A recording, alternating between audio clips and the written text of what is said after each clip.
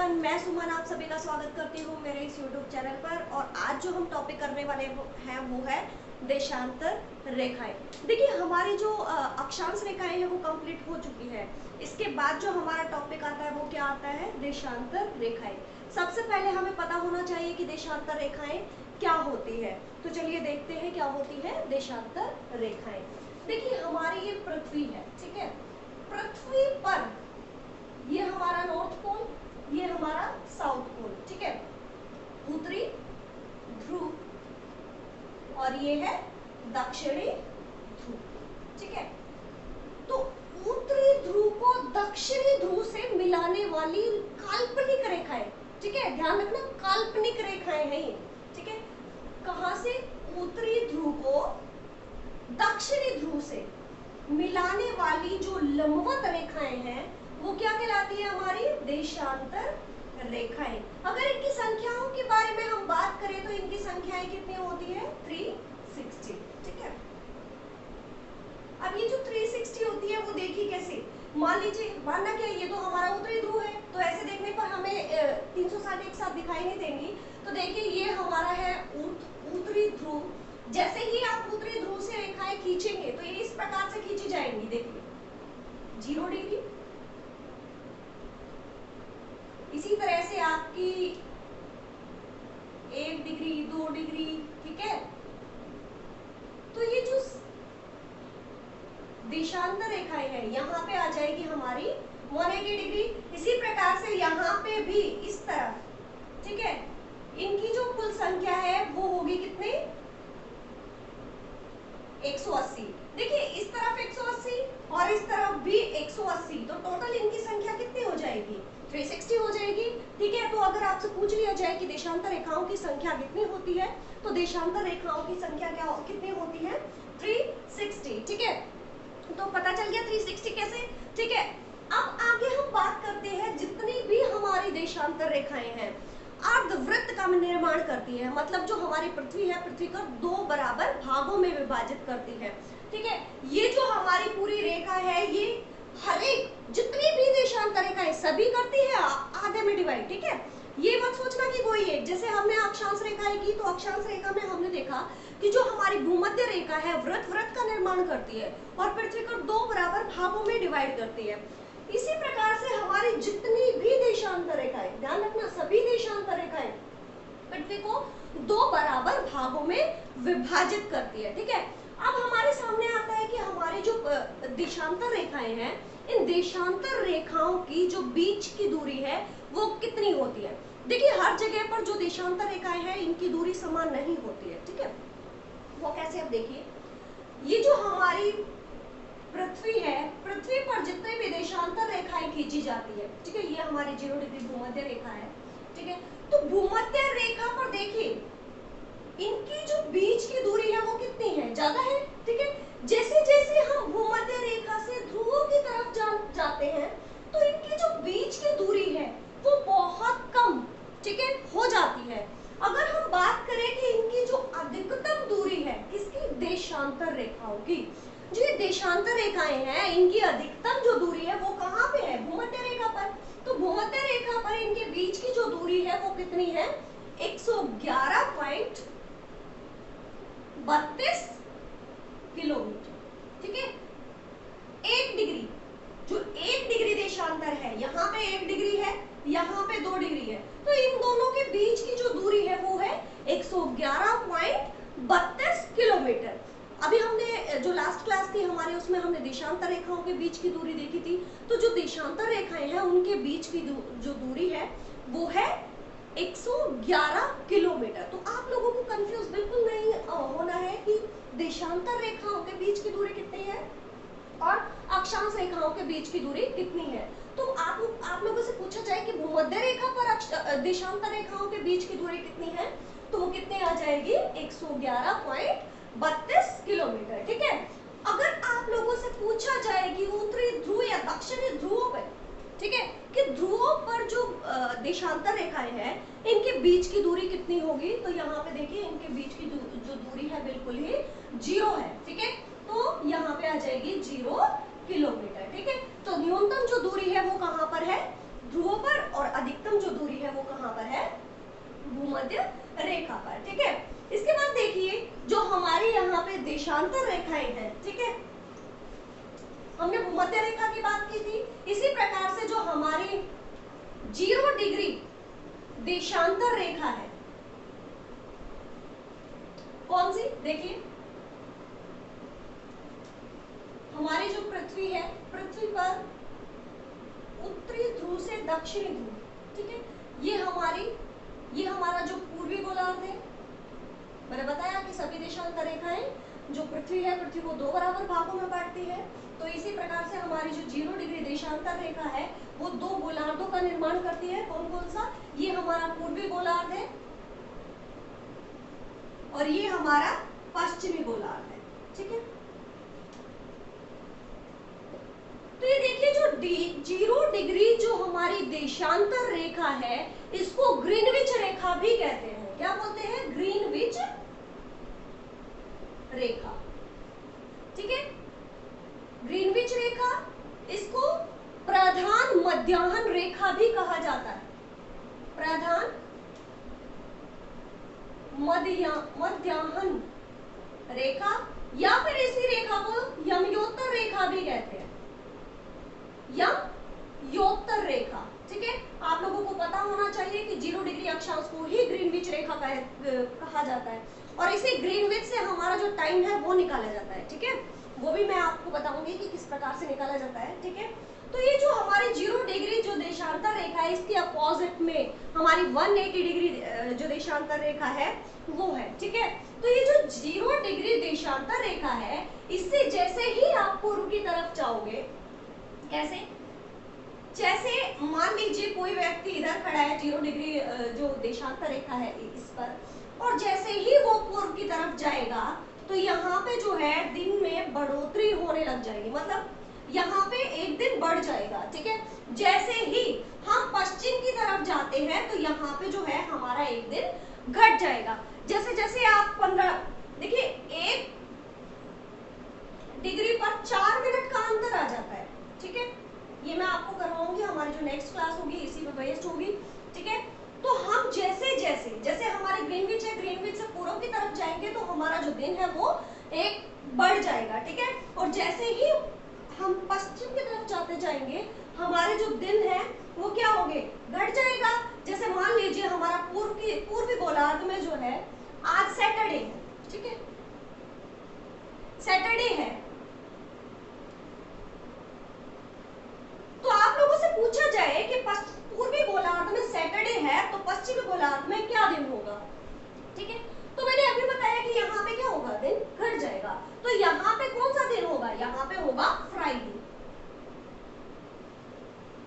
ठीक है, अगर आप लोगों से पूछ लिया जाए कि जो दिन है, दिन पूर्व की तरफ जाने पर दिन में बढ़ोतरी, मतलब एक दिन बढ़ जाएगा, और जैसे ही हम 0 डिग्री ग्रीनविच रेखा को पार करके पश्चिम की तरफ आते हैं तो हमारा जो है एक दिन घट जाएगा।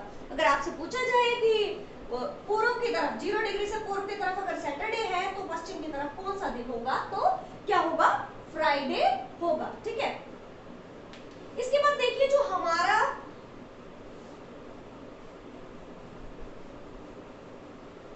हमारी जितनी भी देशांतर रेखाएं हैं, ठीक है, बीच की दूरी की बात हमने कर ली है, हमारी जो देशांतर रेखा है, ठीक है, देशांतर रेखाओं का जो बीच का स्थान है इस स्थान को क्या बोलते हैं। देखिए अक्षांश रेखा में भी हमने इसकी बात की थी कि 2 अक्षांश रेखाओं के बीच के स्थान को क्या कहते हैं, और इसी प्रकार से हम देशांतर रेखाओं की भी बात कर रहे हैं। हमारी जो देशांतर रेखाएं हैं, देशांतर रेखाओं का जो बीच का भाग है वो क्या कहलाता है, गौरे। ठीक है, ध्यान रखना ये सब। और इसी के साथ मैं फिर से रिपीट कर दे रही हूँ कि जो अक्षांश रेखाएं हैं, अक्षांश रेखाओं का जो बीच का भाग है, ये वाला जो भाग है, इस भाग को क्या कहते हैं, तो इस भाग को क्या कहते हैं, कल हमने बताया था। ठीक है, लास्ट जो हमारी वीडियो थी, तो इस भाग को हमने क्या कहा, कटिबंध या फिर बैंड। ठीक है, कटिबंध। अब आप लोगों से ये भी पूछ लिया जाता है कि जो अक्षांश रेखा है और जो ये देशांतर रेखाएं हैं, देशांतर रेखाओं के बीच का स्थान क्या, गौरे, और जो अक्षांश रेखाएं हैं इनके बीच का स्थान क्या, 31 और इन दोनों को का जो ये स्थान है, ये जिस पर ये काटती है, इस स्थान को क्या कहते हैं ये भी आपको पता होना चाहिए। तो ये जो बीच का क्षेत्र है इसको बोलते हैं क्या? ग्रिड। ठीक है, अब देखिए एक और क्वेश्चन हमारे सामने आता है। हमने अक्षांश रेखाओं की बात की, हमने देशांतर रेखाओं की बात की, तो हमारी जो अक्षांश रेखाएं हैं और देशांतर रेखाएं हैं, ठीक है, इसमें हमने भूमध्य रेखा की बात की। ये जो है हमारी 0 डिग्री कौन सी है? भूमध्य रेखा है। ठीक है, अक्षांश रेखा, ये जो 0 डिग्री अक्षांश रेखा है और 0 डिग्री देशांतर रेखा। ठीक है, देशांतर रेखा और ये हमारी भूमध्य रेखा।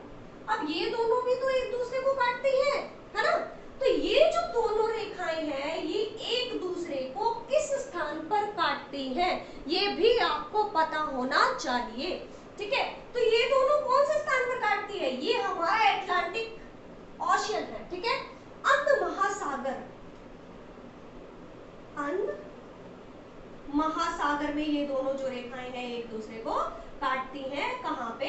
जो हमारा गिनी की खाड़ी है वहां पे। ठीक है, तो आप लोगों को पता होना चाहिए कि 0 डिग्री देशांतर रेखा, जिसको हमने ग्रीनविच रेखा कहा, ग्रीनविच के बाद हमने इसी को ही प्रधान मध्याह्न रेखा या फिर इसी को यमयोत्तर रेखा कहा। ठीक है, तो हमारी भूमध्य रेखा और 0 डिग्री देशांतर रेखा अटलांटिक जो हमारा अंध महासागर है, अंध महासागर में एक दूसरे को काटती है। ठीक है, ये थी हमारी देशांतर रेखाएं। अभी मैंने एक क्वेश्चन और आप लोगों के सामने किया था कि जो हमारा ग्रीनविच है, वो भी थोड़ा सा कॉन्सेप्ट में आपको समझा देती हूँ कि ये जो हमारी 0 डिग्री जो देशांतर रेखा है, कौन सी? ग्रीनविच रेखा। ठीक है, ये जो ग्रीनविच रेखा है, इस ग्रीनविच रेखा से जैसे ही आप पूर्व की तरफ जाओगे तो 15 डिग्री पर, वो भी कॉन्सेप्ट में आपको नेक्स्ट वीडियो में समझाऊंगी। बाकी बेसिक के लिए मैं आपको एक बार बता दे रही हूँ कि यहाँ पे ये पूर्व दिशा है। ठीक है, ये हमारी पश्चिमी दिशा है और ये हमारी है 0 डिग्री ग्रीनविच रेखा, जहां से हम क्या निकालते हैं? अपना जो टाइम है वो यहीं से निकाला जाता है। ठीक है, क्योंकि ये जो रेखा है ये लंदन के ग्रीनविच शहर से निकलती है, तो इसीलिए इस रेखा को ग्रीनविच रेखा का नाम दिया गया है। ठीक है, जैसे ही आप इस रेखा से पूर्व की तरफ जाओगे तो 15 डिग्री पर 1 घंटे में बढ़ोतरी हो जाएगी। ठीक है, हर 15 डिग्री पर एक घंटे में बढ़ोतरी होगी। ठीक है, ये देखिए 15 डिग्री तो 1 प्लस हो जाएगा और यहाँ पे 2, 3, 4, 5। ठीक है, तो 75 डिग्री पर आपका मान लीजिए यहाँ पे 12 बजे है, तो 75 डिग्री पर टाइम क्या होगा? 12 में आप 5 प्लस कर दोगे। ठीक है, और इसी तरह से पश्चिम की तरफ आपसे टाइम पूछ लिया जाए तो हर 15 डिग्री पर क्या होगा? 1 घंटे की कमी आ जाएगी, मतलब आप वहां से 1 घंटा माइनस करोगे 15 डिग्री पर। जैसे हमने यहाँ पूर्व की तरफ किया, इसी तरह से हमने यहाँ पे पश्चिम की तरफ किया। तो इसके बाद हमारे सामने ये बात आती है कि 0 डिग्री पर, जो हमारी 0 डिग्री है, 0 डिग्री पर मान लीजिए दिन के 12 बजे हैं, तो आप लोगों से पूछा जाए कि 180 डिग्री पर क्या टाइम होगा उस समय। तो देखिए मैंने अभी कुछ देर पहले आपको बताया था कि जो 0 डिग्री है इसके एकदम अपोजिट में कौन सी रेखा है? 180 डिग्री। ठीक है, जिसको हमने अंतरराष्ट्रीय तिथि रेखा कहा, वो भी मैं आपको अभी करवाऊंगी। तो ये जो 0 डिग्री रेखा है इसके एकदम अपोजिट है 180 डिग्री, तो वहां पे टाइम क्या होगा? तो देखिए यहाँ पे हर 15 डिग्री पर 1 घंटा बढ़ जा रहा है। ठीक है, तो इसी प्रकार से जैसे एकदम बिल्कुल अपोजिट है तो वहां टाइम भी क्या होगा? बिल्कुल अपोजिट होगा। अगर यहाँ पे दिन के 12 बजे है तो उधर क्या होगा? रात के 12 बजे होंगे, है ना? 12 घंटे का क्या होगा? अंतर आ जाएगा। ठीक है, तो ये कॉन्सेप्ट आपको समझ आ गया होगा। इसके बाद हम बात करते हैं जो हमारी अंतरराष्ट्रीय तिथि रेखा। सबसे पहले तो आपको यही पता होना चाहिए कि अंतरराष्ट्रीय जो तिथि रेखा है वो किसे कहते हैं। ठीक है, देखिए 0 डिग्री जो रेखा है, बहुत से बच्चे इस चीज में बहुत कंफ्यूज होते हैं कि 0 डिग्री जो देशांतर रेखा इसको क्या बोलते हैं और 180 180 डिग्री जो देशांतर रेखा है इसको क्या बोलते हैं? तो जो 0 डिग्री देशांतर रेखा है इसको हमने क्या कहा? ग्रीनविच रेखा, ठीक है। और जो 180 डिग्री देशांतर रेखा है इसी रेखा को अंतरराष्ट्रीय तिथि रेखा कहते हैं। अंतरराष्ट्रीय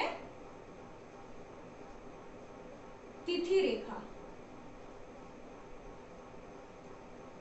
देखिए वाशिंगटन जो डीसी है, कौन सा? वाशिंगटन डीसी में 1884 में ये जो 180 डिग्री जो देशांतर रेखा है इस रेखा को अंतरराष्ट्रीय तिथि रेखा घोषित किया गया था। अब देखिए हमारी जो अंतरराष्ट्रीय जो तिथि रेखा है ये कैसी है? हमारी जो अंतरराष्ट्रीय तिथि रेखा है एक टेढ़ी मेढ़ी रेखा है, सीधी रेखा नहीं है।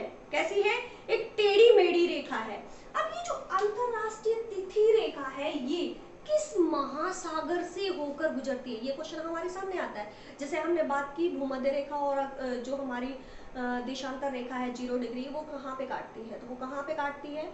वो हमारी काटती है अंध महासागर में। इसी प्रकार से हमारा क्वेश्चन बनता है जो हमारी अंतरराष्ट्रीय तिथि रेखा है वो कहाँ से गुजरती है? तो हमारी जो अंतरराष्ट्रीय तिथि रेखा है वो कहाँ से गुजरती है? प्रशांत महासागर से।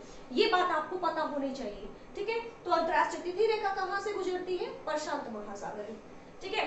अब देखिए जो अंतरराष्ट्रीय तिथि रेखा है, अब ये जो अंतरराष्ट्रीय तिथि रेखा है ये प्रशांत महासागर में कहां से प्रवेश करती है? ये भी आपको पता होना चाहिए क्योंकि हमारे एग्जाम पॉइंट ऑफ व्यू से काफी इंपॉर्टेंट है।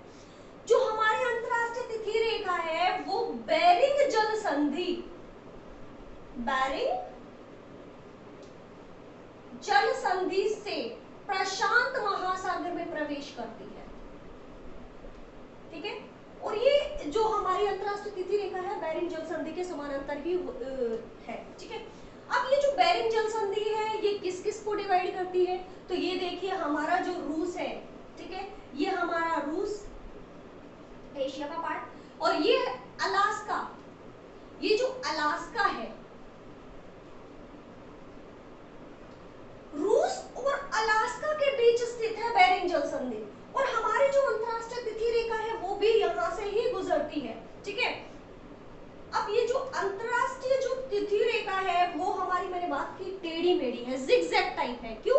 क्योंकि देखिए अगर हम इसको सीधे ही गुजार देते तो हमें जो है बहुत ही कंफ्यूजन हो जाता है यहाँ पे तिथि निकालने में, क्योंकि यहाँ पे बहुत सारे हमारे जो द्वीप है वो पड़ते हैं और ऐसा कभी नहीं हो सकता कि जैसे आज एक द्वीप पर एक तारीख है और उसी द्वीप पर दूसरी तरफ क्या है? दूसरी तारीख है। तो ऐसे बहुत ज्यादा कंफ्यूजन आ जाता है। इसीलिए बहुत से महाद्वीपों को, प्रशांत महासागर में हमारे बहुत से महाद्वीप है, उन महाद्वीपों को बचाने के लिए ताकि उनमें टाइम का जो कंफ्यूजन है वो बिल्कुल ना हो, तो उसी को बचाने के लिए इस रेखा को जिगजैग इस टाइप से कुछ रखा गया है, ठीक है। अब ये जो अंतरराष्ट्रीय तिथि रेखा है ये प्रशांत महासागर में भी इसी को 8 बार मोड़ा गया है। किस रेखा को? अंतरराष्ट्रीय तिथि रेखा को। ये थी हमारी तिथि रेखा। अब इसी तिथि रेखा के साथ साथ मैं बता दूं कि हमारा जो टोटल जो टाइम जोन है ना, ग्रीनविच रेखा की मैंने बात की, टाइम जोन की बात की थी, जो हमारे जो टोटल टाइम जोन है ना वो कितने होंगे? 15 डिग्री। अभी मैंने आप लोगों को बताया कि जो 15 डिग्री है, 15 डिग्री पर 1 घंटे का अंतर आ जाता है। तो हमारा जो 180 है उधर 12 घंटे का अंतर आया और इस तरफ पश्चिम की तरफ भी 12 घंटे का। तो टोटल जो हमारी टाइम जोन है वो कितने होंगे? 24 होंगे, ठीक है। अगर आप लोगों से पूछा जाए कि टोटल जो टाइम जोन है वो कितने होंगे तो 24 होंगे, ठीक है। हर 15 डिग्री पर एक जो टाइम जोन है उसमें बदलाव आ जाता है, 1 घंटा वहां पे बढ़ जाता है, ठीक है। तो ये कॉन्सेप्ट आपका मैंने कल क्लियर करवा दिया है। तो मैं आशा करती हूँ कि आपको मेरा ये जो टॉपिक है वो समझ आया होगा। तो इसी के साथ मेरी ये जो वीडियो है ये कंप्लीट होती है। अगर आपको मेरा ये वीडियो अच्छा लगे तो लाइक, शेयर और कमेंट जरूर करिएगा, ठीक है। आपको अच्छा लगे तो भी कमेंट करिएगा, कोई कमी लगे तो भी कमेंट जरूर करिएगा, क्योंकि आपका कमेंट हमें बताता है कि हम जो पढ़ा रहे हैं उसमें क्या कमी है, ठीक है। तो इसी के साथ धन्यवाद।